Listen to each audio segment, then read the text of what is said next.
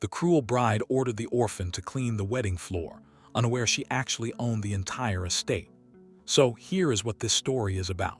There is a wedding, big, expensive, beautiful, hundreds of guests, flowers everywhere, a bride in a dress that costs more than most people make in a year. And in the corner of that wedding hall, wearing old, worn-out clothes, is a girl. She is not a guest. She is not a bridesmaid. She is the girl everyone treats like she is invisible. The girl who grew up in that house doing the work that nobody else wanted to do. The girl who was told every single day of her life that she was lucky to even have a roof over her head. And on this wedding day, in front of all those guests, the bride points at a tiny spill on the marble floor, and she orders this girl to get on her knees and scrub it clean with her own shawl, in front of everyone. And the girl does it because she has been doing what she is told her whole life, and she has learned that fighting back costs more than she can afford. But what the bride does not know, what not a single person in that wedding hall knows, except one very old man who just walked through the back door, is this. That girl on her knees scrubbing the floor, she owns the floor. She owns the walls. She owns the roof. She owns every single piece of that estate that the wedding is happening on. She has owned it since yesterday morning, and nobody told her. Nobody told her because some people have been working very hard for a very long time to make sure she never finds out. But today is the day she finds out. And when she does, nothing in that hall, nothing in that family, nothing about that wedding is ever going to be the same again. Stay right here. This story has everything. A girl who was stolen from a family who lied for years.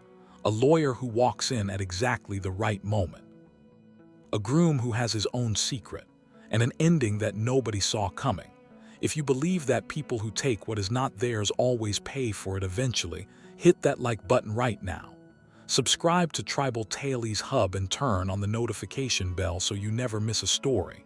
And drop a comment below telling us where you are watching from today. Now, let us begin. His name was Robert Daniel Harland. And the first thing you need to know about Robert Harland is that he was not born on that estate. He was not born anywhere near that estate. He was born in 1952 in a small rented room above a hardware shop, in a town that most people had never heard of, and that nobody would have visited on purpose. In a family where the primary daily question was whether the money from his father's factory work would cover the week, or whether the last 2 days before the next payday would require the specific creative management of a family that had learned to make very little stretch very far. His father was a man named George Harland. George worked at a textile factory on the floor 6 days a week for 40 years. He was a steady man. Not ambitious in the way that is celebrated in business magazines, but steady in the way that builds things slowly over time through the simple mechanism of showing up every day and doing what he said he would do. He was honest with money, which in the specific context of the Harland family meant he was honest about how little of it there was and never pretended there was more. His mother was named Dorothy.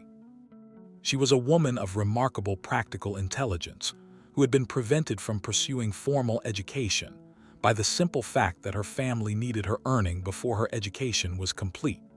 She had spent her 20s working in a laundry and her 30s raising Robert and his older sister Catherine, and managing the household on what George brought home with an organizational precision that still impressed Robert when he thought about it 40 years later. Catherine was 4 years older than Robert. She was the kind of older sibling who treated her younger brother as both a project and an ally, teaching him things she had learned, and occasionally using him as a confederate in schemes that their parents did not know about. She was clever and warm, and had the specific social intelligence of someone who had learned from their earliest age how to read rooms and people, and navigate the specific dynamics of being a child without material advantages in a world that valued material advantages. Robert grew up understanding that the world had a specific grammar that he needed to learn before he could do anything useful with it. The grammar of money, of property, of how things were owned and transferred and accumulated. He did not understand this in those words when he was 8 years old. He understood it the way children understand things that are in the air around them, intuitively and without formal articulation. What he knew at 8 was this: the man who owned the factory where his father worked did not work at the factory. He owned it. There was a difference between owning and working that produced outcomes that were fundamentally different. His father worked. His father was good at working and worked with integrity and came home tired every evening. And the man who owned the factory also came home in the evenings, but to a house that Robert had seen once from the road during a school trip. And that was in a category so different from the room above the hardware shop that it was almost impossible to believe they were in the same world. Robert was not angry about this. He was, as he would be for the rest of his life, analytical about it. He turned the observation over and looked at it from different sides and asked the question that would define the next 4 decades. What is the specific mechanism by which someone moves from the working side to the owning side? He was 12 when he started finding answers. The answers came, initially, from books. The library in the town was a small one, but it had a section on business and economics and biography that Robert worked through systematically in the years between 12 and 16, reading everything available about how businesses were started and how they grew, and what the decisions were that made the difference between the ones that lasted and the ones that did not. He was also from the age of 13 working, not factory work. He had seen enough of factory work to understand it was not the answer to his question. He looked for work that taught him something. He found it initially at a small accounting office that needed someone to sort files and deliver letters and do the peripheral work that kept the office running. The accountant who ran the office was a precise man named Mr. Ellsworth who had been practicing for 30 years and who allowed Robert to ask questions because the questions were good and because he had a fundamental belief that good questions should be answered. Robert asked questions constantly about what the numbers in the files meant, about how businesses calculated their value, about what made one business worth more than another. Mr. Ellsworth answered what he could and directed Robert to books for the rest. By the time Robert was 16, he understood accounting at a level that would have surprised most adults. Not formal qualification level, that would come later. Functional level, the level at which you can read what numbers are telling you about the health of a business. He left school at 18 with results that were good enough for university, but with a more specific plan than university could immediately serve. He had identified an opportunity. The opportunity was in land. He had been watching through his work at Mr. Ellsworth's office, and through 2 years of reading everything available about property, the specific pattern of land in the area around his hometown. Farmland that was being undervalued because the farming families who owned it were looking at its agricultural value rather than its development potential. The town was growing. The factories were expanding. People needed places to live. The land at the edge of the town, currently valued for what it grew, was going to be worth dramatically more in 10 years for what could be built on it. He saved every pound he had earned since he was 13. He borrowed what he could from Dorothy, who gave him the money she had been saving in a tin under the kitchen sink for 3 years, with the specific maternal faith of a woman who had read her child well enough to trust his judgment. He bought his first piece of land at 18, a small parcel at the edge of the town, agricultural land valued at agricultural prices. He bought it, held it, and 3 years later, when the planning permission that he had anticipated came through, sold it for 7 times what he had paid. He did not spend the money. He rolled it into the next acquisition, and the next, and the next. Robert Harlan's business was called Harlan Property Development. It started as one man with a plan and a borrowed van and a copy of the local planning regulations, and it grew over 30 years into one of the most significant property development companies in the region. Not a national giant, not the kind of company that appeared in national newspapers. A regional company with deep roots, genuine relationships with planning authorities and contractors and local communities, and a portfolio of properties that ranged from residential developments to commercial complexes to the crown jewel of it all, Harlan Estate. He had bought the original parcel of land for the estate when he was 31.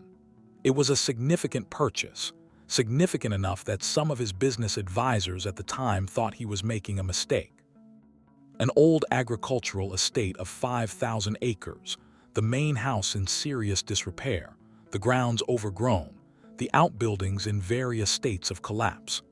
The family that had owned it for 3 generations had run out of money and had no idea what to do with 5,000 acres of increasingly expensive property. Robert bought it because he had been thinking about it for 3 years, and he understood exactly what he was buying and why. He spent 5 years restoring it, not converting it into a commercial development, which would have been the obvious financial decision. Restoring it because Robert Harland had grown up in a room above a hardware shop, and he had a specific dream of what a home could be, and this was the closest thing to that dream he had ever found. He moved in when he was 37. He married at 39. Her name was Elena. She was a school teacher from a family that was as modest in means as his had been, and she had the specific combination of intelligence and warmth, and complete lack of interest in pretension that Robert had been looking for in a partner for his entire adult life. She loved the estate not as a status symbol, but as a living thing, something that needed tending and that gave back in direct proportion to the attention it received.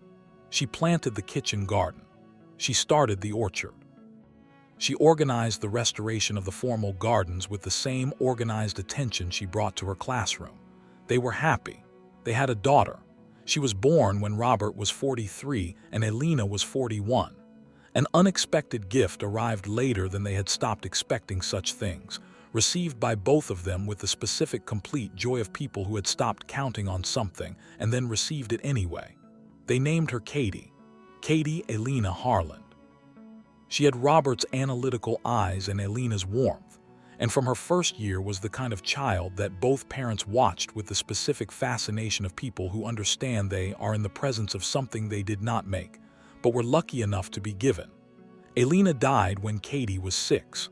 A sudden illness, swift and merciless, the kind that did not give anyone enough time to prepare.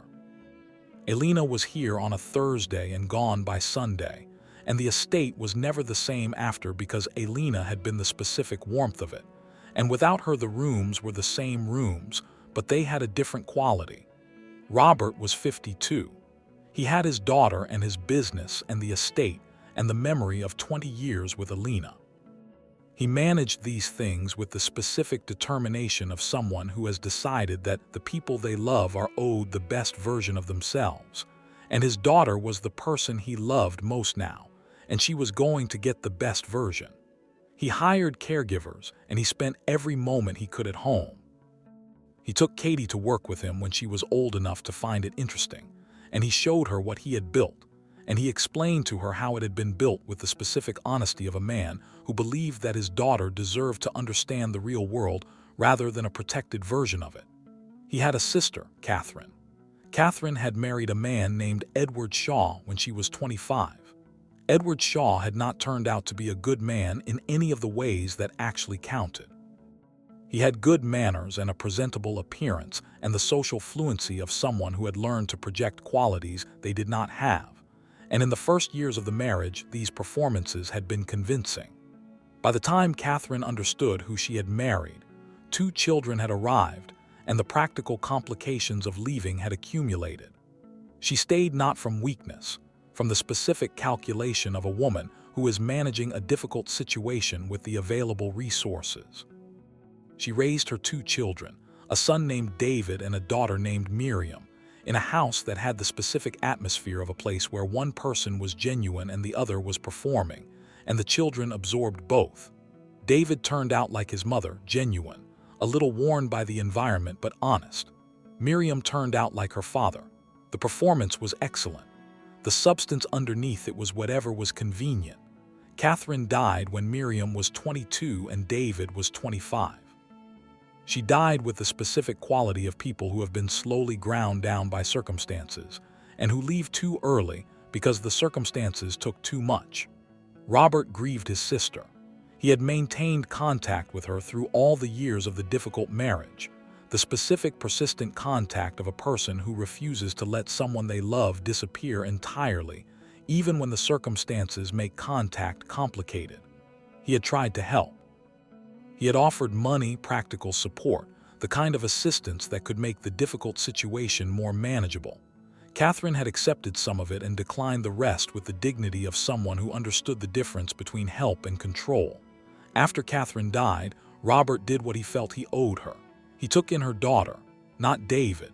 David was 25 and capable and working, and had his mother's groundedness. He did not need taking in. He needed a relationship with his uncle, which Robert maintained with genuine warmth. Miriam was 22 and living in the house her father had sold out from under the family after Catherine's death because Edward Shaw was the specific kind of man who treated a family death as a financial opportunity. She had no money and nowhere to go. Robert took her in. He also took in something else at the same time, something he had not intended, because Miriam did not come alone.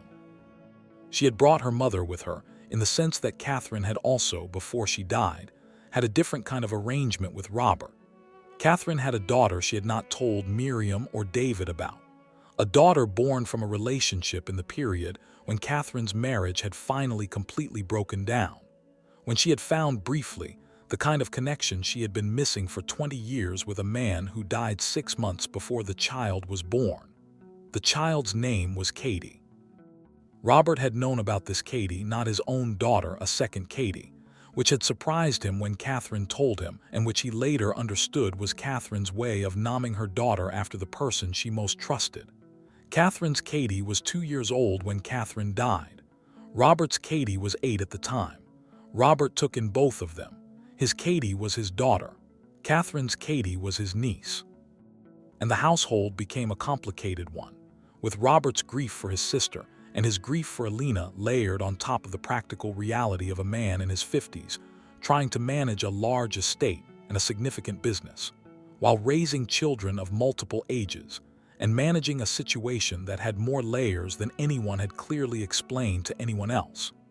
Miriam arrived with her mother's death in her chest and her father's habits in her behavior, and the combination was not good.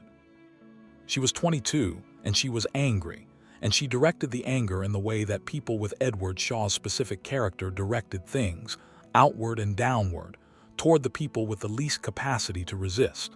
The person with the least capacity to resist was Catherine's Katie. Robert did not see it at first. He was managing too much at once, and he was not, despite everything he had built, a man who read personal dynamics with the same precision that he read financial ones. He trusted that the people he took into his house were operating with the same basic ethical foundation that he operated with.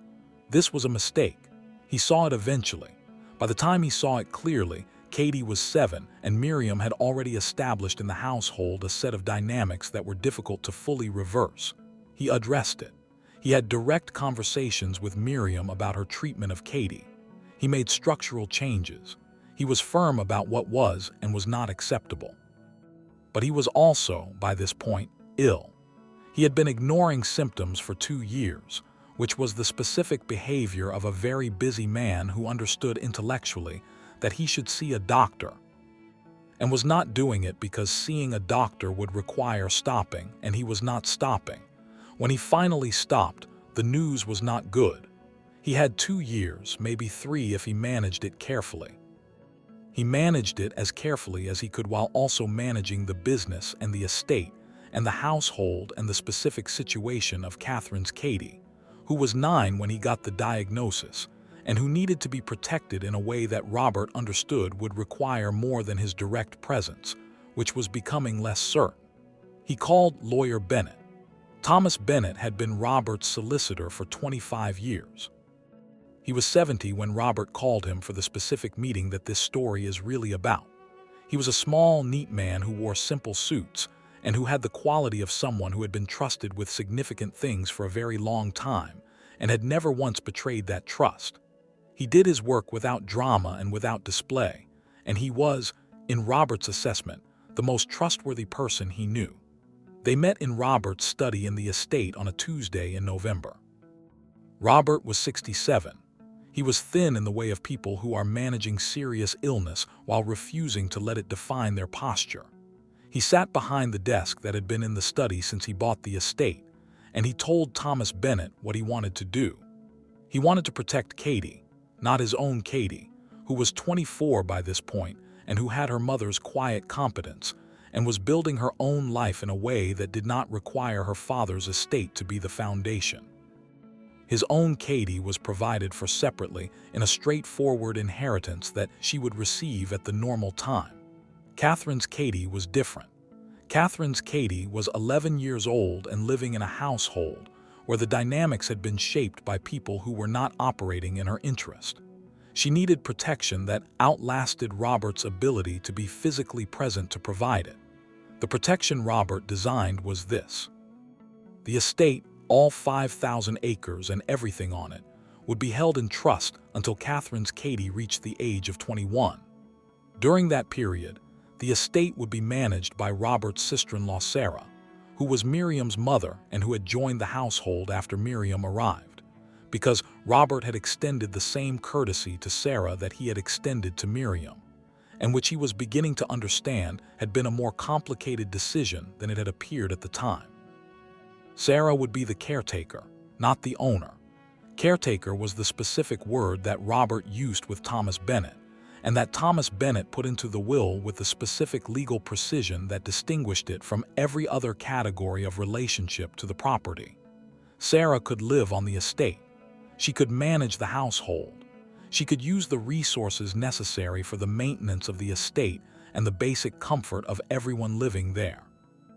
What she could not do was sell any part of it, encumber it with debt, transfer it to anyone else, or make any decision about it that exceeded normal maintenance operations. And on the day that Catherine's Katie turned 21, every part of the estate transferred automatically and completely to her. Robert added one more element. He wrote a letter, a long one written over several evenings, about everything he wanted Katie to know about her mother Catherine, about the estate and how he had built it and why, about what he hoped she would do with it, about what she was worth, not in the financial sense, but in every sense that mattered more than that. He gave the letter and the complete documentation of the trust to Thomas Bennett with specific instructions. Deliver these to Katie on her 21st birthday, in person, regardless of the circumstances, regardless of what Sarah or Miriam or anyone else said or did. Thomas Bennett said, "I will be there." Robert said, "I know you will. That is why I am asking you." Robert died 8 months later. Katie was 11 years old, and the years that followed were the years that shaped her into the person she became when she finally understood who she was. Stay with us because what happened to Katie in the years after Robert died is the part of this story that makes the wedding day hit so hard. The day Robert Harlan died was the day Sarah Shaw began her management of the estate. Sarah Shaw was 58 years old. She was Miriam's mother, and she had been living on the estate for 4 years by the time Robert died. She had arrived after her husband Edward had sold the family house, which she had allowed partly because she had nowhere else to go, and partly because Robert had offered in the specific way of a good man who felt responsible for his sister's family even when the sister was gone. She was not a cruel woman in the way of people who enjoy cruelty.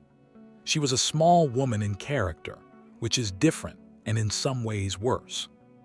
She had spent 30 years married to Edward Shaw watching how a person used other people's resources for their own purposes, and she had absorbed the lesson without fully realizing she had absorbed it. She had also spent those 30 years in a position of material dependence, and she had developed, as people do in long periods of material dependence, a very acute sense of what was hers and what she needed to protect. What was hers in her understanding was the estate, not legally.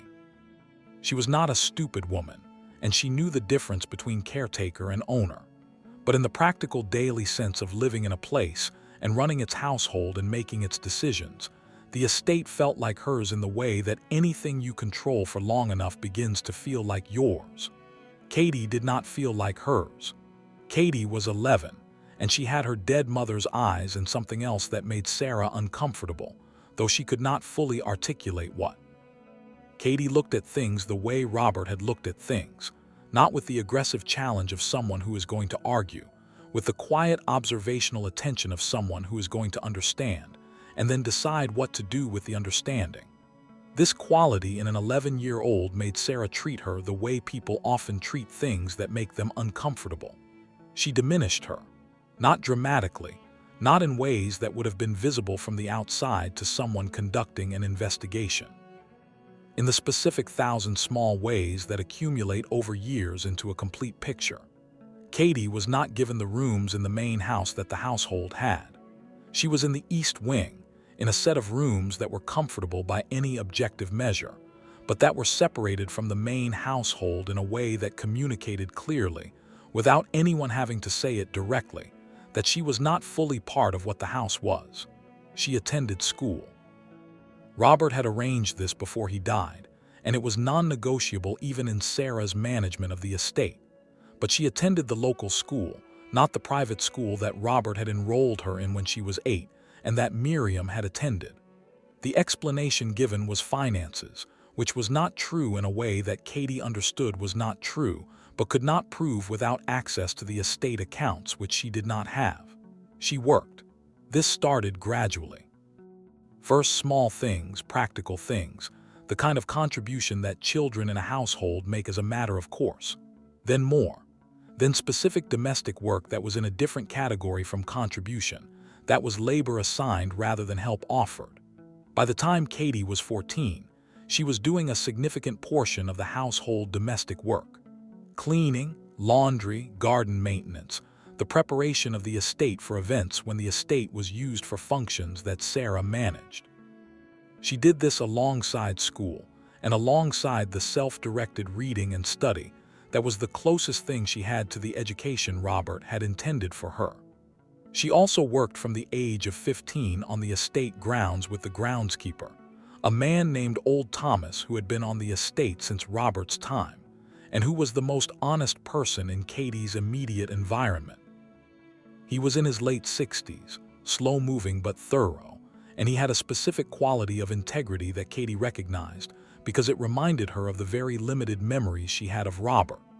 Old Thomas taught her the estate, not because Sarah asked him to, because Katie asked him to. She asked him in the direct way of someone who understands that information is a resource and has decided to acquire as much of it as possible. He told her about every part of the 5,000 acres. The woodland in the north that had been replanted 3 times since Robert bought the estate. The lake that had been restored in the first decade. The tenant farms on the eastern boundary where 3 farming families had been tenants since Robert's time and who paid rents that Robert had deliberately set below market because he believed in long relationships over maximum extraction. The old mill building at the western edge that had not been operational for 40 years, but that Robert had maintained in repair because he believed buildings should be kept alive. She learned all of it. Sarah did not know she was learning it. Sarah did not pay close enough attention to Katie's movements on the estate to notice that the girl who swept the floor and did the laundry was also spending every available hour understanding what the floor and the laundry were part of. Miriam noticed. Miriam was 25 when Katie was 11 and was living on the estate in the manner of someone who had settled into a comfortable situation and had no intention of examining it too closely. She was charming with the people who mattered to her and dismissive with the people who did not, which was the specific combination that she had inherited from her father and that expressed itself most visibly in her relationship with Katie. She was not physically cruel. She was not the kind of person who would have done something that left a mark that could be pointed at. She was the kind of person who said things, the specific things that people say when they want to reduce someone without using words that could be directly quoted as evidence of malice. She called Katie the orphan, not to her face mostly, though sometimes to her face. She said it the way you say a descriptor, the way you might say the tall one or the quiet one, as if orphan were a neutral category rather than a word deliberately chosen to remind someone of their isolation. She told guests when they visited the estate and noticed Katie that Katie was a girl they helped out of charity. This was said warmly in the way that makes charity sound generous on the part of the person offering it. She said it in front of Katie. She said it in the specific way that communicated to Katie, "You are here because of us. Remember that." Katie remembered it, But she also remembered something else. She remembered Robert. She remembered the visits to his study when she was small, and he had sat with her and talked to her about the estate and its history and the trees and the tenant farmers, and how he had found the estate and what it had taken to restore it. She remembered his hands, which were builder's hands still, despite 30 years of business, and the way he had pointed at things as he explained them. She remembered most of all a specific conversation. She had been 8. He had been 64 and already ill, though she had not known that at the time. They had been walking the eastern boundary of the estate, the part that bordered the tenant farms, and he had stopped and looked out across the farmland, and he had said, "You know what this land is, Katie," she had said, "fields." He had said, "It is promise. A person looked at this land before I did and thought it was just fields too." That is what most people see, the fields, the surface of things, but underneath the surface everything is connected. The drainage channels, the soil composition, the relationship between the woodland and the water table, the way the farms on the east depend on the management of the lake in the center. It all connects, and if you understand the connections, you understand what this place actually is. She had said, "What is it?" He had said, "It is everything I built, all of it." The business paid for it, but this is what the business was for. She had been 8. She had not understood all of it, but she had held it the way children hold things that arrive from someone they trust, not with full comprehension, but with the sense that it will make more sense later. It made more sense later. She was 16 when she understood clearly and completely that the estate was not Sarah's. She had known this in a vague way for some time. Sarah had never said directly that the estate was hers, but Sarah behaved as though it were, and in the absence of any information to the contrary, the behavior established the impression. The understanding came from a document. She found it by accident. She was cleaning Sarah's study, which was one of the tasks assigned to her, and she was dusting the bookshelf behind Sarah's desk, and a folder slid from the shelf and fell and opened on the floor. The document inside was a copy of a letter from a firm of solicitors. It was dated 8 years earlier in the first year after Robert's death. It was addressed to Sarah.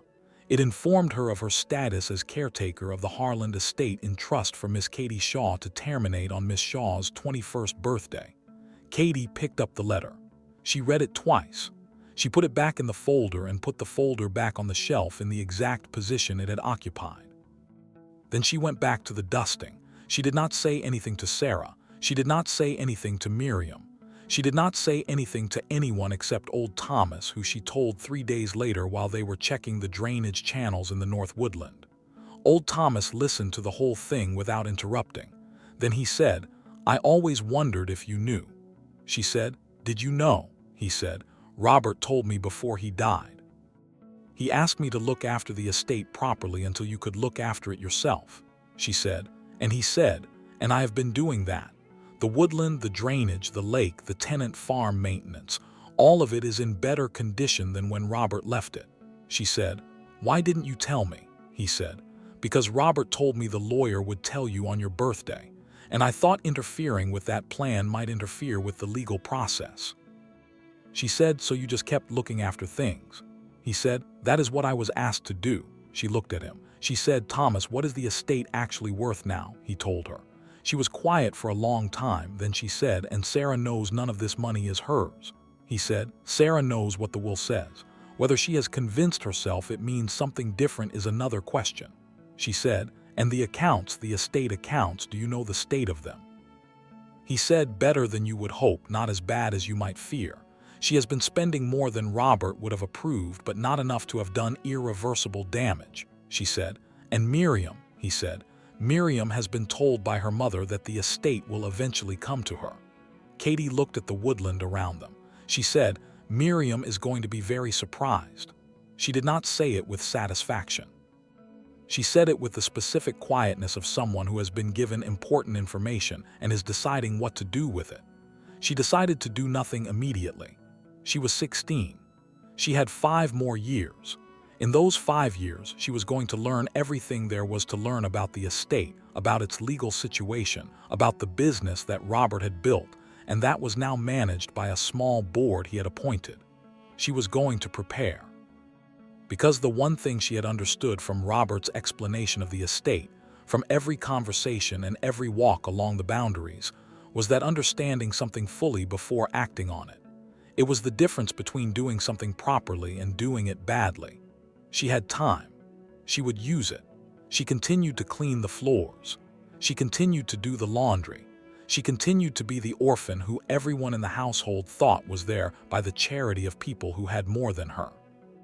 But in the Northwood land and along the drainage channels and at old Thomas's side, and in the estate's library when everyone else was asleep, she was building the understanding that Robert had told her was the real thing. The surface was fields. Underneath was everything. She worked through 5 years of surfaces and learned what was underneath every one of them. Miriam, during those 5 years, lived the life of someone who believed she was the heir to an estate. She brought friends to the estate with the casual proprietary ease of someone for whom possession is simply the natural condition. She planned things. She had long conversations with her mother about what would be done differently when things settled properly. She spoke about the tenant farmers with the impatience of someone who considered a below-market rent agreement an annoyance rather than a commitment. She also, in her 28th year, got engaged. The engagement was to a man named Marcus Sterling.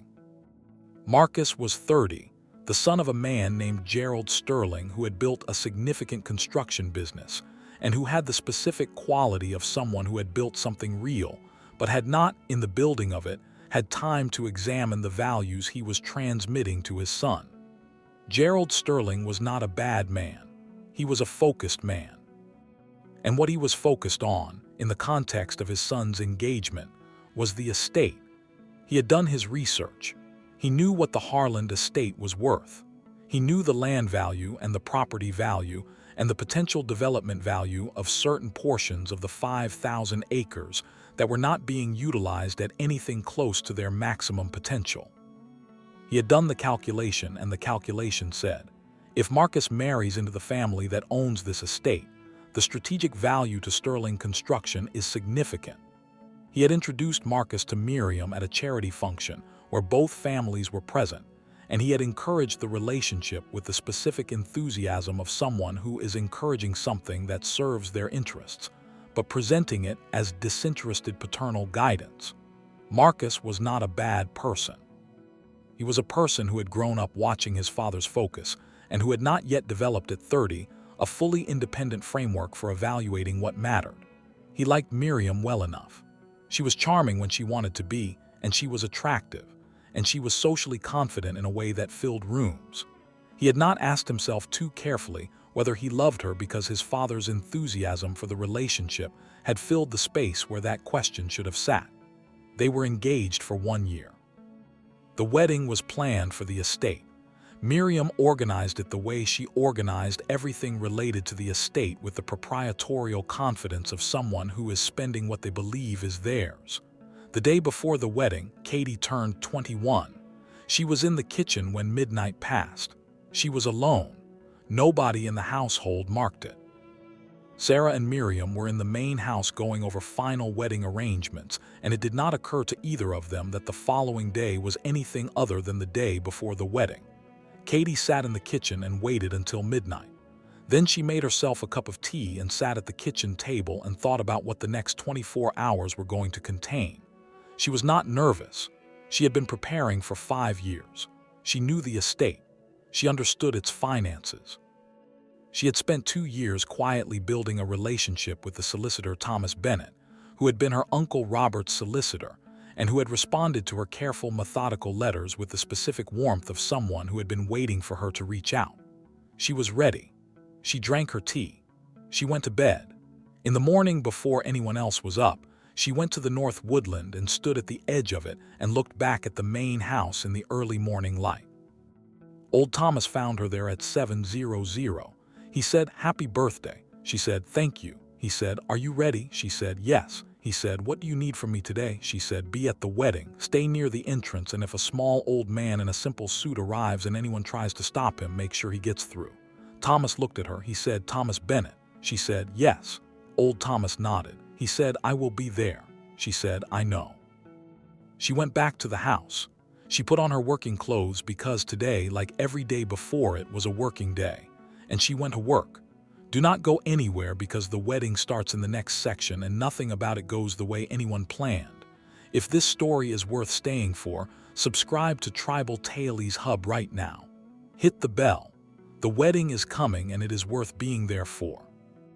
The wedding morning arrived with the specific quality of September mornings on the estate when the light came across the lake, and the main house reflected it back in a way that Robert had loved, and that had been one of the reasons he had bought the property. The house was full of the specific organized chaos of a wedding day. Caterers had arrived the evening before and were in the kitchen. Florists had been in since 6:00. The chairs in the great hall had arranged since Thursday. 312 guests had been confirmed. A marquee had been erected on the south lawn for the reception. The great hall had been dressed in white and gold. Flower arrangements on every surface, the kind that cost more than old Thomas made in a month. Ivory silk covers on every chair. A carpet runner from the entrance to the altar at the far end of the hall. Katie had helped set up the hall. She had spent the previous 2 days doing the physical work of the wedding preparation, moving furniture, arranging chairs, carrying boxes. The invisible infrastructure of an event that nobody thinks about until it is not done, and then it is conspicuous by its absence. On the morning of the wedding, she was up at 5:00. She helped in the kitchen from 5:00 until 7:00. She changed into her best clothes, which were clean and pressed, and which were not remarkable in any way because remarkable clothes were not something that had been purchased for Katie by the household in recent years. She wore a shawl that had been her mother Catherine's, old blue wool that had been carefully kept, because it was one of the few things she had from her mother. She was assigned to the hall during the ceremony. Her role was to be available, which meant standing near the side wall and responding to any practical requirements that arose during the event. She was not a guest. She was not a bridesmaid. She was the person who was there in case something needed doing. She stood near the wall and she watched the guests arrive. 312 guests, all dressed in the specific category of expensive that communicated their position without requiring explanation. Women in designer dresses, men in tailored suits. The specific social world of people who had attended enough events like this to have moved past any self-consciousness about being in them. Gerald Sterling arrived with his wife Margaret and with 2 business associates who had been invited for reasons that were primarily strategic. Gerald was a large man, large in the physical sense and in the sense of presence, someone who took up space in rooms deliberately, and who had learned that taking up space was one of the mechanisms by which certain outcomes were achieved. He looked at the great hall with the expression of a man who was taking inventory. Marcus arrived shortly after his father. He was in a suit that was well made, and that he wore with the specific discomfort of someone who is in the right clothes for the wrong reasons. He stood at the front of the hall with his best man, a friend named James who had known him since university, and he looked at the hall and at the guests, and at the flower arrangements, and at the ivory carpet, and he thought about the conversation he had had with his father 6 months ago about the strategic value of this marriage. He had tried not to think about that conversation. He had been trying not to think about it for 6 months. He was not entirely succeeding. Aunt Sarah arrived in the hall in the specific manner of a woman who considers herself the host of an event, and who is managing the impression she makes with careful attention. She was 68 now, and she had the appearance of someone who had been spending money that produced good results in the specific category of how a person presents themselves. She wore a dress that was impressive and jewelry that was real, and she moved through the arrivals greeting people with the warmth of ownership. She did not look at Katie. She had stopped looking at Katie in a direct, sustained way some years ago, not from guilt, from the specific irritation of someone who finds an inconvenient presence easier to manage by not fully acknowledging its existence. Miriam arrived into the hall from the side entrance at 11:15. She was in her wedding dress. It was a remarkable dress in the way of things that had been designed by someone who understands exactly what they are designing, which is not just clothing, but a statement.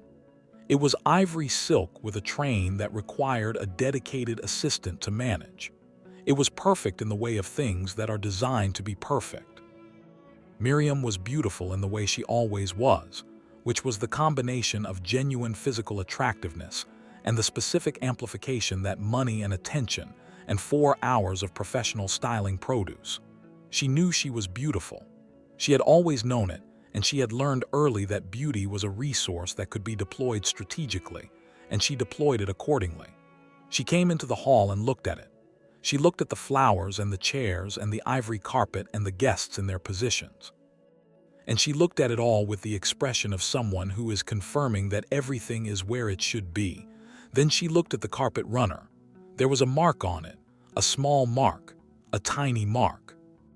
A spill from a glass of juice that one of the caterers had carried too close to the carpet, and that had landed as a few drops barely visible from a standing position, requiring a deliberate looking down to even see. Miriam saw it. Her expression changed in the specific way that expressions change when someone who has a very specific vision of how something is supposed to look encounters a detail that does not match the vision. She said to the room in general loudly enough for the nearby guests to hear, "There is a mark on the carpet." The wedding coordinator, a woman named Diana who had been managing weddings for 15 years and who had managed most of that time professionally, moved to where Miriam was standing and looked at the carpet. Diana said, "I will have someone deal with it immediately." Miriam said, "It needs to be done now. The ceremony starts in 20 minutes. Diana said, "Of course I'll." Miriam looked across the hall. She looked at Katie. Katie was standing near the wall. She was wearing her working clothes because she had not had time to change before positioning herself in the hall. She was holding the shawl. Miriam's eyes went from Katie to the shawl to the carpet mark. She said clearly in the specific voice she used when she was making a point that was about more than the surface point. "Katie, come here." Katie came. She walked from the wall to where Miriam was standing in the middle of the carpet, in full view of approximately half the guests who were in their seats and who were now looking at what was happening. Miriam said, "There is a mark on the carpet." Katie looked at the carpet. Miriam said, "Clean it." Katie said, "I can get a cleaning cloth from." Miriam said, "Use your shawl right now. Get on your knees and clean it." The hall had gone quiet in that specific way that rooms go quiet when something uncomfortable is happening, and everyone has noticed simultaneously. Katie looked at Miriam. Miriam said, "I said now, in front of everyone." She turned to the nearest guests, 2 women in their 40s who were watching with the expressions of people who are uncertain whether what they are seeing is something they should intervene in. Miriam said, "This is the girl we took in out of charity. My mother has given her a home for years, and now she cannot even keep the hall clean for my wedding day." She looked back at Katie. She said, "Get on your knees." Katie looked at the hall. She looked at the guests, 312 people looking at her. She looked at Miriam's face, the specific expression of someone who has found the opportunity for a very particular kind of humiliation and who is going to use it completely. She looked at the carpet mark. She looked at the shawl in her hands, Catherine's shawl. She knelt down. She began to clean the carpet with the shawl. A ripple of something went through the hall. Not protest.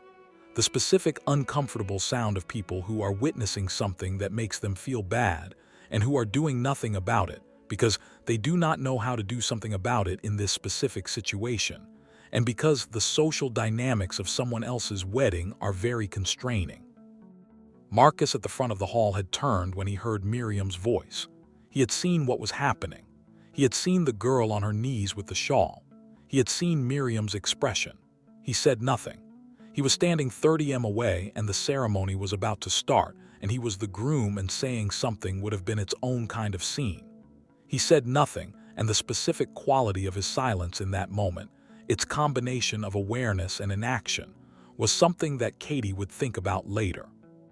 Sarah, observing from the side, allowed a small, satisfied expression that she did not fully succeed in keeping off her face. Katie cleaned the mark. It took approximately 2 minutes. She stood. She was still holding the shawl. She went back to the wall. Nobody looked at her. The ceremony organizer brought the hall to attention. The string quartet began the music that indicated the processional was about to begin, and that was when the door at the back of the hall opened. he was smaller. That was the first thing. Thomas Bennett was 5'6", and he was 78 years old, and he was wearing a suit that was simple and clean, and that had been carefully pressed. And that was not the kind of suit that communicated wealth. It communicated a different category, the category of someone who has been wearing well-made modest suits their whole life, because they understand that what you wear should communicate function rather than status. He came through the door at the back of the hall with the specific unhurried directness of someone who knows exactly where they are going and why, and has no need to perform either confidence or authority because they have enough of both without performing them. Sarah saw him. She moved to intercept. She got to him before he had gone more than 5 steps into the hall. She said quietly but firmly, "This is a private event. You need to leave." Thomas Bennett looked at her. He said, "Good morning, Mrs. Shaw." "I don't know who you are. This is a private event." He said, "My name is Thomas Bennett. I'm the solicitor who managed your late brother-in-law's estate." Sarah went still. She said, "What are you doing here?" He said, "I'm here to fulfill a legal obligation." She said, with the urgency of someone who suddenly understands that a situation they have managed for years is about to become unmanageable. "Not today. This is a wedding. Whatever legal matter you have can be addressed at a later date." He said, "I am afraid it cannot." He looked past her across the hall toward the wall. He saw Katie. She was standing near the wall holding Catherine's shawl, and she was looking at him. He held her gaze for a moment. She gave the smallest possible nod. He walked past Sarah. Sarah said, "Stop. I am telling you to stop." He continued walking. The hall was watching now. The ceremony organizer had paused the music. The quartet had stopped mid-phrase. 312 people were looking at the small old man in the simple suit walking through the middle of the hall toward the front. He stopped at the front. He stood beside the priest, who was a man named Father Gregory, who had been given no information about this element of the ceremony, and who was looking at Thomas Bennett with the expression of someone who is trying to determine the appropriate response. Thomas Bennett looked at Miriam. Then he looked at the halls. He said in the specific, clear voice of someone who has spent 50 years speaking in rooms where precision mattered, "I am Thomas Bennett of Bennett and Associates Solicitors. I represent the estate of the late Robert Daniel Harland. I need to speak before this ceremony proceeds." The hall was completely silent. Sarah said from the back of the hall, where she had been following him, "He has no right to be here. Remove him." Nobody moved to remove him. Gerald Sterling, from his seat in the front row, was looking at Thomas Bennett with the expression of a man who has just heard something that may be relevant to his interests. Thomas Bennett opened the folder he was carrying. Said, "Under the terms of the will of Robert Daniel Harland, executed in 2004 and registered with the relevant legal authorities, the Harland estate, comprising the main house, all outbuildings, all 5,000 acres of land, and all associated financial accounts, was placed in trust. The trust was managed by Mrs. Sarah Shaw as caretaker on behalf of the true beneficiary. The trust terminated at midnight on September the 14th, 2025. He looked at the hall. He said, "That midnight was last night." A silence. He said, "As of 24 hours ago, the entirety of the Harland estate belongs to Miss Katie Shaw." He turned and looked directly at Katie. He said, "Who is standing against that wall over there?" 312 people turned to look at Katie. Katie was standing near the wall. She was holding her mother's shawl. She was 21 years old. She looked at the hall full of people looking at her, and she did not perform anything. She did not produce the expression of someone who is receiving dramatic news. She had known this was coming. She had been waiting for this moment for 5 years. She looked at Thomas Bennett. She looked at Miriam. She looked at the carpet she had just cleaned. And she walked forward. Stay right here, because what Katie does next is what this entire story has been building toward. Katie walked from the wall to the front of the hall. She walked the way she had always walked, which was not dramatically or with performance of any kind. She walked with the unhurried directness of someone who knows where they are going. She stood beside Thomas Bennett. She looked at the hall.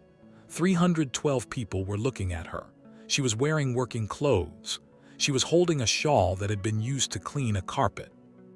She was 21 years old, and she had been called an orphan in this room approximately 40 minutes ago by the woman standing 15 feet away in a wedding dress. She said, Good morning. My name is Katie Shaw. Mr. Bennett has explained the legal situation. I do not think I need to add to that explanation. She said this to the hall, but she was looking at Miriam. Miriam's face had done several things in the past 60 seconds. It had gone through shock, which was the first thing, the involuntary reaction to information that fundamentally changes the landscape. Then it had gone through the specific rapid calculation of someone who is assessing whether there is a response that salvages the situation. Then it had arrived at something that was trying to present as composure but was not composure. She said, "Katie." Her voice was different. Everything in it that had been certain was not certain anymore. She said, "Katie, we are family. We can discuss this properly. There is no need." Katie said, "There is no discussion necessary. The legal situation is clear." Miriam said, "The will. I knew about the will, obviously, but Mama always said that Robert intended."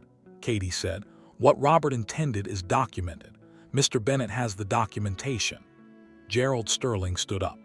He was a large man, and he stood up with the specific force of someone who uses their physicality as a form of communication. Standing up meaning, I am entering this conversation and I am doing it at full volume. He said, "This is outrageous. We were told this estate was the Shaw family's property." He looked at Sarah. He said, "We were specifically told." Sarah said, "Gerald, the situation is more complicated than he said. We were specifically told by you that this estate was yours and that it would come to Miriam." He said this loudly enough for the entire hall to hear. His wife Margaret had put her hand on his arm in the specific way of a wife who knows her husband is about to escalate and who is attempting intervention. He said, "Marcus, the wedding is off." Marcus said, "Dad," Gerald said, "we did not spend the last 8 months planning this on the basis of a situation that has now completely changed. The entire purpose." He stopped her. He looked at his son. He had said the thing he had been not saying, which was that the entire purpose of the marriage had been the estate. And he had said it in front of 312 people, including the woman his son was about to marry. A silence that was not comfortable. Marcus was looking at his father. He said quietly, "Dad." Gerald said, "Marcus." Marcus said, "The entire purpose." He looked at his father for a moment, then he looked at Miriam. Then he looked at his father again. He said, "You told me you just wanted me to be happy." Gerald said, "Of course I want you to be happy. I also want you to be," Marcus said, "the entire purpose." He looked at the hall. He looked at Miriam. He said to Miriam, "Did you know about the estate, about who it actually belonged to?" Miriam said, "Marcus." He said, "Did you know?" She said, "It is complicated. The will was always interpreted as he said. Did you know?" She looked at him. She said, "My mother told me it was being sorted out." Marcus looked at the floor for a moment. He had the expression of someone who is putting things together that they had been not quite putting together for several months. He said to the hall, to nobody in particular, to the specific moment he was in, it was all about the land. He looked at Katie. She was looking at him. He said the entire thing was about the land. Katie said, "I know." He said, "I'm sorry." She said, "You don't need to apologize to me." He said, "I think I do." She looked at him for a moment. In 5 years of quiet observation on the estate, she had watched Marcus during the period of the engagement. She had formed a view of him that was specific, not a bad person, a person who had not yet developed the independence from his father's framework that would eventually come, but who was not in the deep character the same kind of person as his father. She said, "Then apologize by doing the right thing." He looked at her. He said, "What is the right thing?" She said, "You know what it is." He looked at Miriam. Then he looked at the priest. He said, "Father Gregory, I'm sorry. There is not going to be a wedding today." Miriam said, "Marcus." He said, "I'm sorry, Miriam. I am not angry at you. I understand you were in a complicated situation, but I cannot marry someone in a marriage that was designed around something that had nothing to do with either of us as people." He looked at his father. He said, "We need to talk properly about a lot of things." Gerald said, "Marcus." Marcus said, "Not now." He turned and walked out of the hall through the side entrance. James, his best man, who had been standing at the front of the hall throughout the entire preceding 10 minutes with the expression of someone who is witnessing something extraordinary and is wisely staying quiet, looked at the hall, looked at the door Marcus had gone through, and followed him. The hall was very quiet. Miriam was standing in the middle of the hall, her wedding dress, with 312 guests who were all looking at her, and the hall was very quiet. She looked at Katie. And then something happened that Katie had not anticipated. Miriam started to cry, not the performed tears of someone who is trying to use crying as a social tool. Different tears.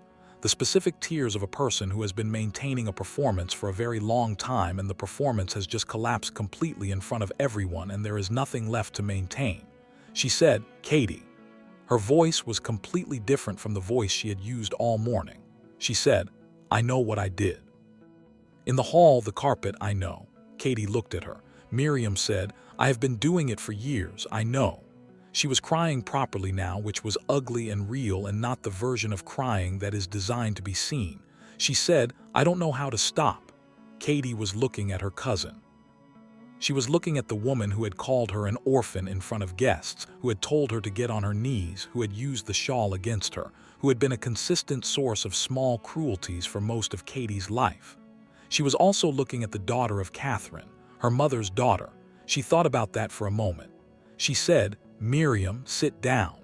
Miriam sat down. One of the guests, a woman who had the specific quality of someone who responds to genuine distress with genuine action, handed Miriam a handkerchief. Katie turned to the hall. She said, "I'm going to ask most of you to give us a few minutes. The staff will direct you to the marquee on the south lawn where there is food and drink. This is not the day that was planned, but you are guests and you should be treated well." She looked at Diana, the wedding coordinator. She said, "Diana, can you manage that?" Diana, who had been watching the last 15 minutes with the expression of someone who has been a wedding coordinator for 15 years and has never seen anything like this, said, "Absolutely." The guests began to move out. Some of them moved slowly, which was understandable. Gerald Sterling did not move. He stood near the front of the hall and he looked at Katie with the expression of a man who is running calculations and has not yet completed them. He said, "Miss Shaw." She looked at him. He said, "I would like to speak with you as a business matter." She said, "Mr. Sterling." He said, "Yes." She said, "You organized a marriage for your son on the basis of land you wanted access to. You selected a woman for him to marry primarily because you believed her family owned this estate. You did not tell your son the truth about any of this." Gerald said, "Business arrangements and personal arrangements are not always," she said. "Your son found out the real reason for his own engagement in front of 300 people because his father said the words entire purpose." Gerald was quiet. She said, "I am going to speak with Marcus. I think Marcus is a person I can have a business conversation with. Whether you and I will ever have one is a different question, and I will think about it." She looked at him. She said, "Please go to the marquee." Gerald looked at her for a long moment. Then he went to the marquee. Katie turned to Sarah. Sarah had been standing at the side of the hall since Thomas Bennett had read from the folder. She had not moved. She was 68 years old, and she was wearing her expensive dress and her real jewelry, and she was looking at Katie with the expression of someone who has been playing a particular game for 20 years and has just understood that the game is over and that the person across from them has been waiting for this moment. Katie looked at her aunt. She said, "We need to talk, not here." Sarah said, "Katie, I want you to understand that everything I did was," Katie said. "We will talk in Robert's study." She said, "Robert's study, not my study, not the study. Robert's study," because she was not going to rename things before she had finished understanding them fully. Sarah said, "Katie." Katie said, "Please wait for me there. I will be there in 20 minutes. She turned and went to find Miriam. Miriam was in a small anteroom off the main hall. She had stopped crying, but she had the specific appearance of someone who has cried properly and is now in the phase after crying that is clearer but not easier. Katie came in and closed the door and sat down across from her. They looked at each other. Katie said, "Tell me something." Miriam said, "What?" Katie said, "Did you ever actually want the estate, or did you just want what your mother told you you were supposed to want?" Miriam was quiet. She said, "I don't know the difference." Katie said, "What do you mean?" She said, "I was told from the time I was very young that the estate would be ours. My mother told me. I grew up thinking that. And then when I started thinking about what I actually wanted, the estate was already in there, already part of the picture, and I couldn't separate it from the rest." She said, "I don't actually love this house. I never loved it. It's beautiful, but I've never been happy here. Katie looked at her. She said, "Then what do you want?" Miriam looked at her hands. She said, "I wanted to be someone. I wanted to have a life that felt like it was going somewhere. And the estate was the way my mother told me we were going somewhere." She looked at Katie. She said, "I know what I did to you, not just today, all of it I know." Katie said, "You called me an orphan." Miriam said, "Yes," Katie said, "in front of everyone." Miriam said, "Yes," Katie said, "You made me scrub the floor with my mother's shawl." Miriam said, "I know." Katie said, "That shawl was the only thing I have from my mother." Miriam said nothing. There was nothing useful to say. Katie looked at her for a long time. She said, "I'm not going to forgive you today. I do not have that kind of forgiveness available to me today." Miriam said, "I know," Katie said, "but I am going to tell you something that is true. You are my cousin. Your mother and my mother were both trying to survive difficult circumstances, and they made different choices about how to do it. And those choices produced the people we became. And that is the actual truth of this situation underneath all the other things." Miriam was looking at her. Katie said, "I do not know yet what the relationship between us looks like going forward. I need time to work that out," she said, "but you need to leave the estate today." Miriam said, "Where will I go?" Katie said, "I don't know. That is not a question I can answer for you. You are 28 years old and you have capabilities you have not been using properly because you have been focused on a strategy that was always going to fail. You will figure something out." Miriam stood up. She looked at Katie. She said, "You are more like Robert than I realized." Katie said, "I know." Miriam said, "He would have done exactly this." Katie said, "Yes, that is why he gave me the estate." Miriam walked to the door. She stopped with her hand on the frame. She said without turning around, "I am sorry, Katie, for all of it." She walked out. The conversation with Sarah was different. It was in Robert's study as Katie had said.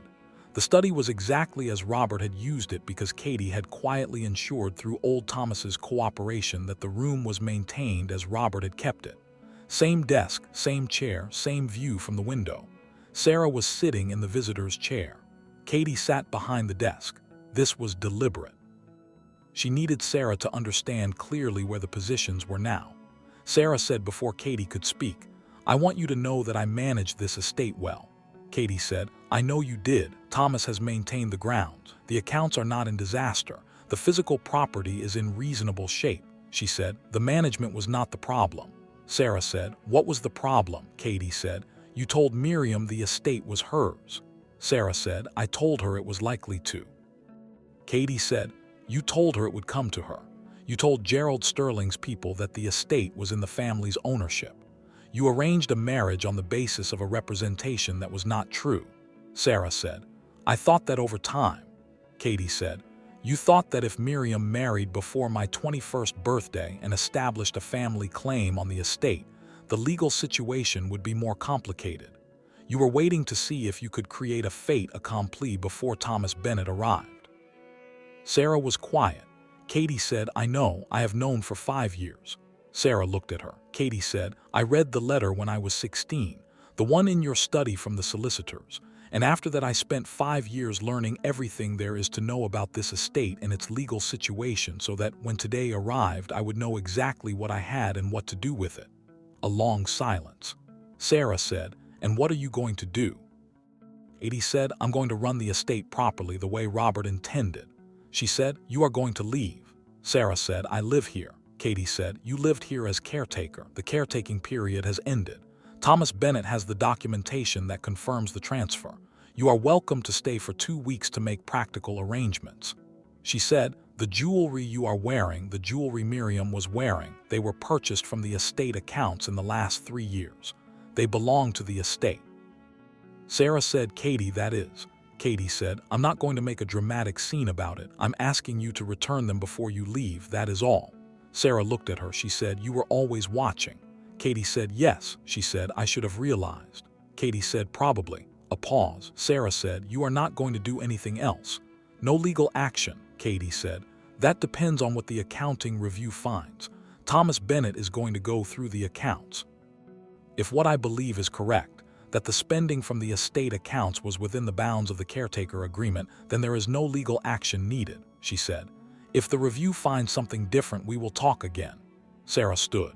She looked at the desk at the chair Katie was sitting in. She said, "Robert would be proud of you." Katie said, "I know." She said it without performance. It was simply true, and she knew it was true, and she did not need to do anything with the truth except hold it. Sarah walked out of the study. Katie sat behind Robert's desk in Robert's chair and looked at the view from the window, which was the north lawn, and beyond it the edge of the woodland, and above the woodland the sky, which was the specific blue of September mornings, and which Robert had described once as the color of a good decision. She looked at it for a long time. Then she stood and went to find Marcus. One more section, the part about what happened after. Subscribe to Tribal Tales Hub. The ending of this story is the part you are going to want to tell someone. She found Marcus on the south terrace. He was sitting on the stone steps that led down to the lower garden, his jacket off, his tie loosened. James had left him 20 minutes ago, sensing correctly that what Marcus needed was time alone. The guests were in the marquee on the south lawn. The caterers were managing the food. The flowers were still where they had been placed. The event was still happening, just not the event that had been planned. Katie came and sat on the steps beside him. He did not say anything immediately. He was looking at the gardens, which in September had the specific quality of gardens that are between their summer abundance and their autumn withdrawal. Alina's kitchen garden was visible to the left, the orchard beyond it. He said, "I like this estate." She said, "So do I," he said. "I have been here 7 times during the engagement, and every time I came I liked it more. Not because of what it is worth, because of what it is." She said, "What is it?" He said, "A place that someone made by paying attention to it for 30 years. She was quiet. He said, "I read about your uncle, Robert Harland. I looked him up about 2 months ago when I started having the feeling that something was not right. I read about how he built the business, how he bought the estate and what he did with it, how he ran the tenant farms." He said, "He sounds like the right kind of person." She said, "He was." He looked at her. He said, "I am sorry about this morning." She said, "You don't need to keep apologizing." He said, "I didn't say anything when Miriam told you to get on your knees. I was at the front of the hall and I saw it and I didn't say anything." She said, "You were the groom at your own wedding." The options were limited. He said, "They weren't that limited." She said, "No, they weren't." He said, "I don't know who I am when I'm operating inside my father's framework." She said, "What do you mean?" He said, "My whole life I have been making decisions inside a framework my father built. What to study, what firm to work at, what connections to develop, and now who to marry. And I followed all of it because I trusted the framework, and because questioning it felt like questioning him, and I didn't know how to do that." He looked at the gardens. He said, "Today is the first day I have stepped outside the framework, because the framework collapsed so completely in front of everyone that there was nothing left to stand inside." He said, "And I have been sitting here for 20 minutes trying to figure out what I think when I'm not thinking inside the framework." Katie said, "What do you think?" He said, "I think I want to do something that means something. Something that I chose because I chose it, not because someone told me it was what I should want." He said, "I think I have been in a version of the situation you were in, except mine came with much better clothes and a considerably larger allowance." She said, "It is not the same thing." He said, "I know it isn't. I know what you have been living with is completely different." She said, "It is the same in one way. Someone else defined the situation you were in and you operated inside their definition." He said, "Yes," she said, "that ends when you decide it ends." He said, "Is that what happened today for you?" She said, "Today I got the legal confirmation, but it ended for me a long time ago in my head the day I found the letter in Sarah's study." He said, "How old were you?" She said, 16. He said, "And you didn't do anything then?" She said, "I spent 5 years learning everything so that when today arrived I would know what I had and what to do with it." He said, "You have been waiting for 5 years." She said, "Preparing, there is a difference." He looked at her. He said, "You were very different from how I thought you were." She said, "You didn't think about me at all." He said, "That is true and not fair." She said, "No, it wasn't." He said, "I'm going to talk to my father properly about all of it." He said, "And then I'm going to figure out what I actually want." She said, "What do you think you want?" He said, "I want to build something, not my father's thing, something mine." He said, "I studied civil engineering because my father's business is construction and it seemed adjacent. I'm actually good at it. But I have been doing it inside his firm and inside his projects and making his decisions rather than my own." He said, I want to do it properly. She said, what kind of projects? He looked at the gardens. He said, sustainable development. The kind of building that doesn't just extract from a place but tries to contribute to it. I have been interested in it for 3 years, and every time I have brought it up with my father, he has explained why it is economically marginal. He said, maybe it is, but economically marginal and right are not always opposites. She said, Robert would have agreed with you. He said, I know. I read about how he ran the tenant farms. She said the farming families have been there since Robert's time. He set their rents at fair value, not maximum value, because he believed in long relationships. That is the only reason they are still there and the land is still productive. He said, that is what I mean. She said, I know. A pause. He said, can I ask you something? She said, yes. He said, the estate, now that it is yours, what are you going to do with it? She said, what Robert intended. Run the tenant farms properly, maintain the woodlands, keep the environmental management that old Thomas has been managing. The house and the grounds open to the community for the events that make sense. Build something sustainable. He said, you have been planning this for 5 years. She said, yes. He said, do you need anyone to help with the construction and development side? She looked at him. He said, I mean that as a practical question, not as anything else. There are parts of the estate that have development that, if managed correctly, could fund the conservation work for the parts that don't. It requires someone who understands sustainable construction. She said, are you offering? He said, I am asking whether the offer would be considered. She said, I will think about it. He said, that is fair. She stood, he stood. They looked at each other. She said, Marcus. He said, yes. She said, the person I saw today when you told your father not now, that person is a better version of you than the one who walked into this hall this morning. He said, the one this morning was wearing a different suit. She said, yes, he was. She looked at the garden. She said, come to the marquee. You are still technically a guest. He said, am I? She said, you came to a wedding on this estate. The estate is mine. You are my guest. He almost smiled. He said, thank you. They went to the marquee. What Katie did with the estate in the years that followed was exactly what she had said she would do. She ran it as Robert had intended, with the specific patient intelligence of someone who had spent 5 years learning what it was before deciding what to do with it. The tenant farm stayed.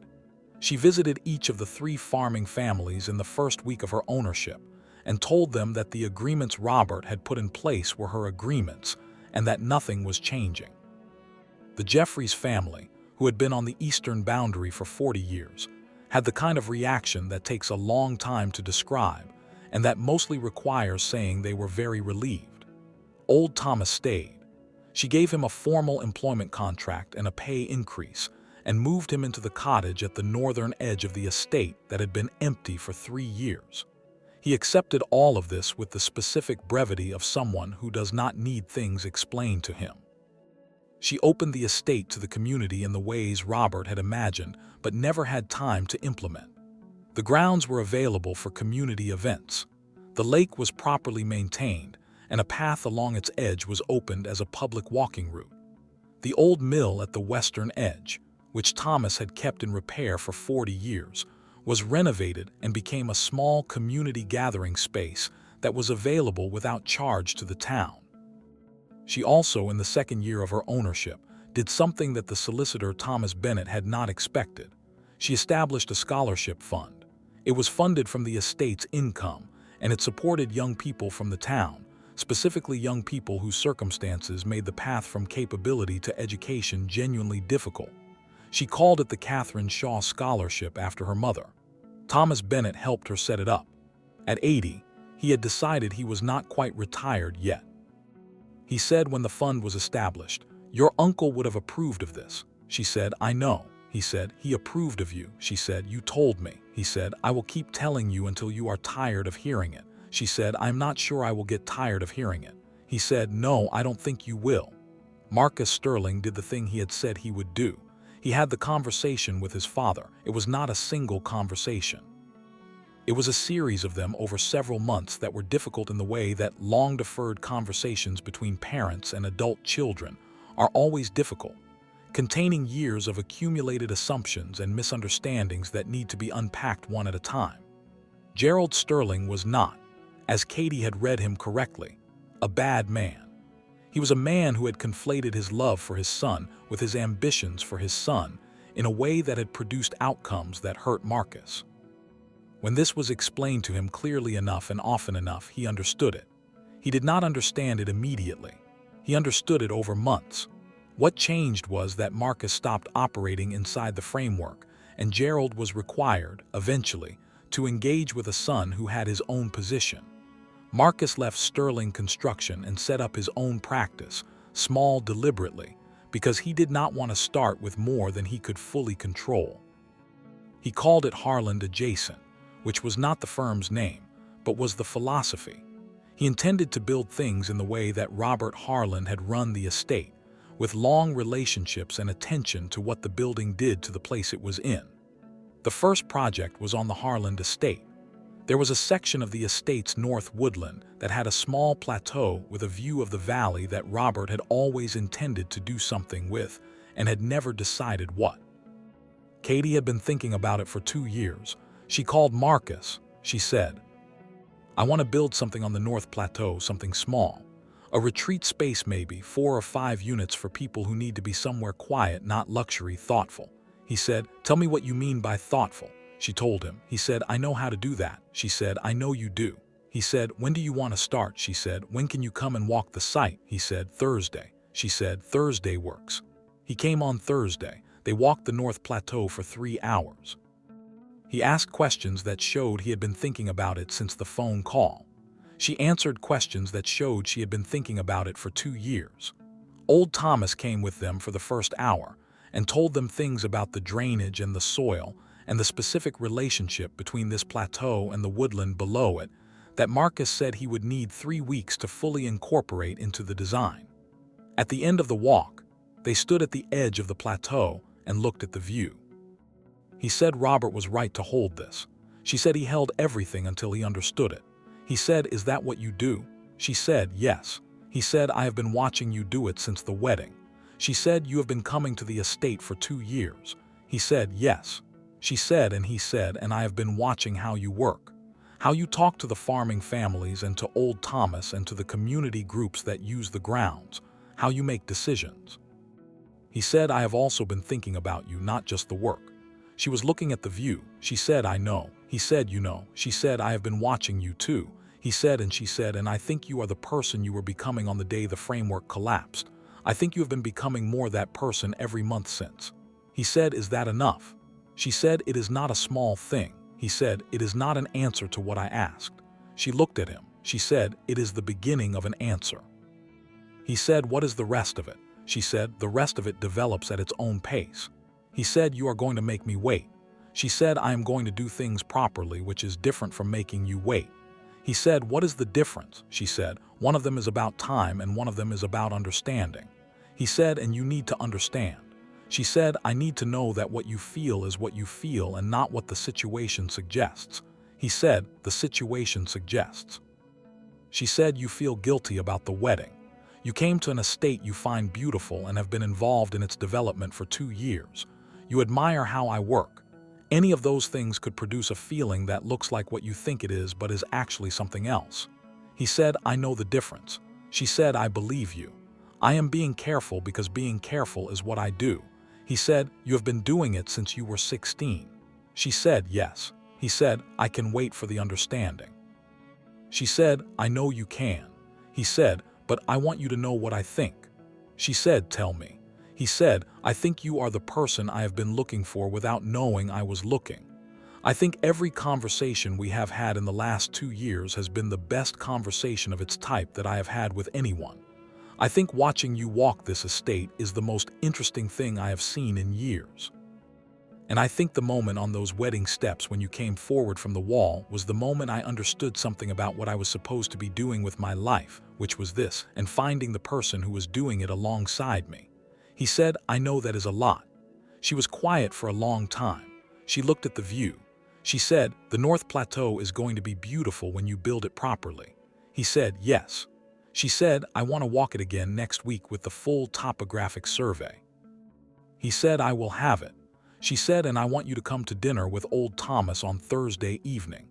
He has been on this estate for 30 years, and his knowledge of what has been tried and what has worked is the most important context for any design decision you make. He said, of course. She said, and Marcus? He said, yes, She said, I think the answer is yes. He looked at her. She said, the beginning of yes, which is more meaningful than yes said immediately. He said, I know the difference. She said, yes, I think you do. They walked back down from the plateau through the north woodland. The light was the September afternoon light that moved through the trees in a way that made the woodland look exactly like the thing Robert had said it was, not just trees, but everything connected. Old Thomas was at the bottom of the slope. He looked at both of them. He said nothing. He had known Robert Harland for 30 years, and he had watched Katie grow from 11 to 21. And he could read the estate and the people in it with the same accuracy that Robert had read financial situations. He turned and walked toward the cottage. He said over his shoulder, dinner is at 7:00, don't be late. Miriam Shaw found her own way. It took 3 years, and it was not straightforward, and there were months in the middle of it that were genuinely difficult. She moved to the city. She took a job in events management, which was work she turned out to be good at because she had genuine organizational intelligence and the social fluency that came from years of navigating complicated social environments. She called Katie 8 months after the wedding. Katie picked up. Miriam said, I don't want anything from you. Katie said, all right. Miriam said, I just wanted to tell you that I am working, that I am fine. Katie said, I am glad. A pause. Miriam said, David sends his love. Katie said, tell him the same. David Shaw, Catherine's son, had been in contact with Katie since the week after the wedding. He had known the basic outline of the legal situation, having been told by Robert years ago, and having understood and accepted it with the specific dignity of someone who had his mother's character. He had not told Miriam because it had not been his information to tell, and because he had trusted that the timing Robert had set was the right timing. He was right. Miriam said, can we have lunch at some point? Katie said, yes, at some point. She said it without either warmth or coldness. She said it the way you say something that is true without being ready to be more specific about it. Miriam said, okay. She said, Katie. Katie said, yes. She said, you were always better than how we treated you. Katie said, I know. She said, I know that sounds like something I should say to make myself feel better. Katie said, it does. She said, I mean it anyway. Katie said, I know. She meant, I believe you, and I'm not ready to say everything that comes after I believe you, but I believe you. Miriam heard all of it. She said, thank you. She hung up. Katie put the phone down and went back to the estate accounts, which she was reviewing for the quarterly meeting with Thomas Bennett that was the following morning. Gerald Sterling came to the estate 18 months after the wedding. He did not call ahead. He came in the way of his character directly, because calling ahead would have given Katie the option of saying no, and he had decided that what he was going to say needed to be said face to face. She was in the kitchen garden when he arrived. Old Thomas brought him out to her, which was the specific way that Old Thomas managed arrivals he had not been forewarned about. Gerald was a large man, and he looked slightly smaller than she remembered, not physically, in the way that people look when they have had months to think about something and the thinking has done its work. He said, Ms. Shaw. She said, Mr. Sterling. He said, I owe you an apology. She said, you do. He said, I arranged a situation that was dishonest and that affected people who deserved better. You obviously, but also my son. She said, yes. He said, I have been thinking about why I did it. She said, and, he said, I built a business by making strategic decisions, and I stopped being able to distinguish between what was a strategic decision and what was a human one. My son's marriage was not a strategic decision, but I treated it like one. He said, I know that doesn't fix anything. She said, no, it doesn't. He said, Marcus is doing something good. She said, I know. He said, his practice, the sustainable development work. I have been watching it, and I think he's going to be better at it than anything he would have done inside my firm. She said, probably. He said, I am proud of him for going his own way. I did not know I could be proud of him for that. It took me a while to figure out that I could. She looked at him. She said, Mr. Sterling, I accept your apology. She said, not because it makes everything that happened acceptable, because accepting it is the right thing to do. And because I think you mean it. He said, I do. She said, good. She went back to the kitchen garden. He stood for a moment. Then he said, the estate is beautiful. She said, it has been looked after properly. He said, I can see that. He turned and walked back to his car. Old Thomas appeared from the direction of the woodshed. He said, that seemed to go well. She said, it went appropriately. He said, is that better than well? She said, it is exactly right. He went back to the woodshed. She went back to the garden. The North Plateau development was completed 3 years after the wedding day. It was 5 small buildings, not units, buildings. Each one situated to have a specific view. Each one built with materials sourced within 100 miles of the estate.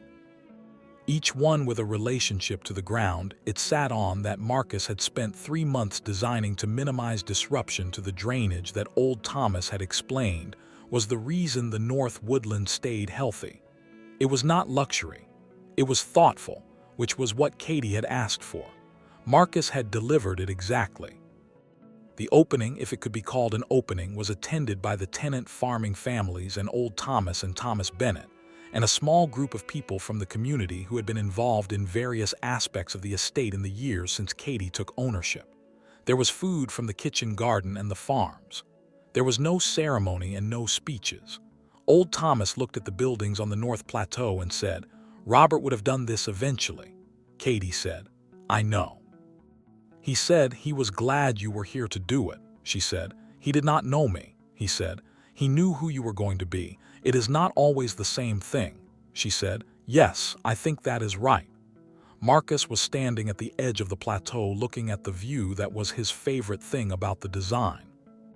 The way the valley opened up to the south, and on a clear day you could see the edge of the town where Robert Harland had grown up in a room above a hardware shop and had decided that the difference between owning and working was worth understanding. He said to Katie, who had come to stand beside him, it's right. She said, yes, it is. He said, does that mean something? She said, it means we did it properly. He said, I meant the other thing. She said, I know what you meant. She said, yes, that means something too.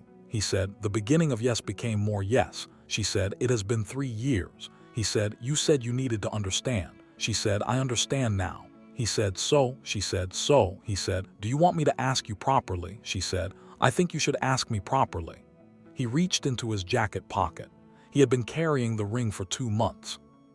He had bought it without consulting anyone except Thomas Bennett, who he had called because Thomas Bennett was the person who knew Katie best outside the estate, and because he had wanted to know if he was reading the situation correctly before he bought anything. Thomas Bennett had said, buy the ring. He had bought the rings. It was simple, not ostentatious. A band with 1 stone, chosen because it was the kind of thing that communicated what it was without performing it.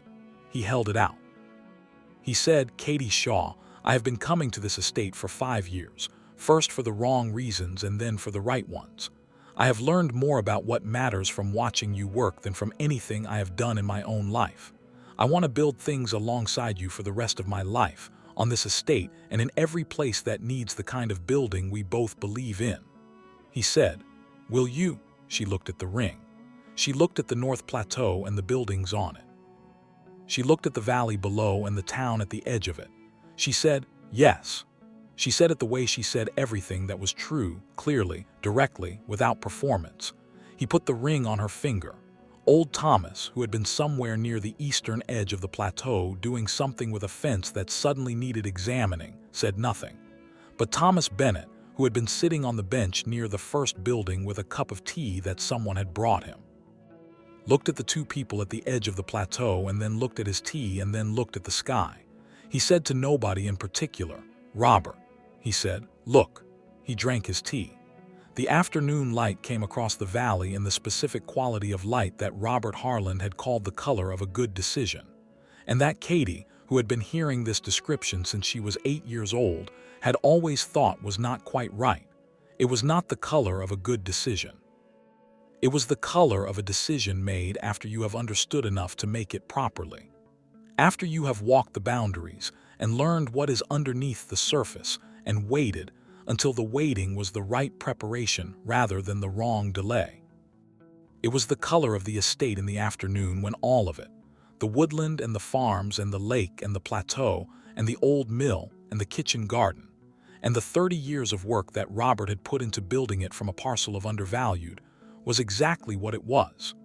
It was the color of a thing that had been given and protected and eventually, finally received. Katie stood at the edge of the North Plateau with her hand in Marcus's hand and the ring on her finger and looked at all of it. She thought about the morning in the great hall, the carpet, the shawl, her knees on the marble floor, Miriam's voice saying nobody. She thought about Thomas Bennett walking through the back of the hall in his simple suit. She thought about Robert in his study explaining to an 8-year-old girl that the fields were only the surface and underneath was everything. She thought about Catherine, her mother, who she had not known long enough and who had named her for someone worth naming a daughter after. She thought about old Thomas, who had tended the estate for 30 years so that it would be there to receive her when the time came. She thought about all the surfaces and all the things underneath them. Then she turned away from the view and went back to the buildings and the work. There was always more work. She was not going to stop. That is the story. A girl who was called a nobody, who was made to kneel on a floor she owned to clean a carpet with her mother's shawl in front of hundreds of people who did not know the truth. And then the old man walked in. But I want to say something before we end. Something that I think this story is really about underneath everything else. This story is about preparation. Katie could have done many things when she found that letter at 16. She could have confronted Sarah. She could have contacted Thomas Bennett immediately. She could have made a scene that brought everything into the open years before the wedding. She did none of those things. She waited. She learned. She spent 5 years understanding every inch of what was hers before she touched any of it. And when the moment came, she was ready. She knew the drainage channels and the tenant farm agreements and the estate accounts and the legal documentation and the value of every parcel of land and the history of every building. She knew it all. The moment on those wedding steps when she walked from the wall to the front of the hall was not a moment of sudden power. It was the visible result of 5 years of invisible preparation. That is Robert's legacy, not the estate itself. The understanding that the surface is fields and underneath is everything, and knowing the difference is the work. And the shawl. She cleaned the floor with her mother's shawl. She cleaned it because she was not going to make a scene before the time was right. She was not going to tip her hand. She was going to absorb the humiliation and wait for the moment and then walk forward. The shawl was her mother's.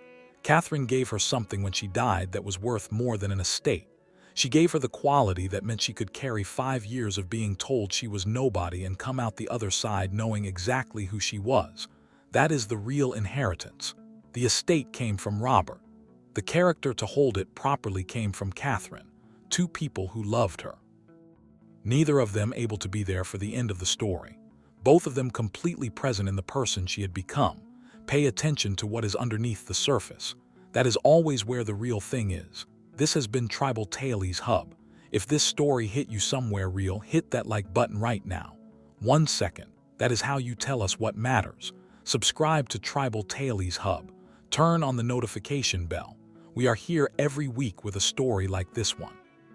The kind that takes its time and arrives somewhere worth arriving. The kind about people who were told they were nobody and who knew the whole time exactly who they were. Share this video with one person who needs it, the person in your life who is still in the preparation phase, who is still learning the drainage channels and the tenant agreements, who has not yet had their Thomas Bennett moment but is getting ready for it. Tell them the estate is coming. They just need to keep preparing, and drop a comment below. Tell us the name of one person in your life who kept something for you until you were ready for it. Put their name in the comments. Let it be seen. This is Tribal Tales Hub. Nobody who does the work remains a nobody. We will see you in the next story.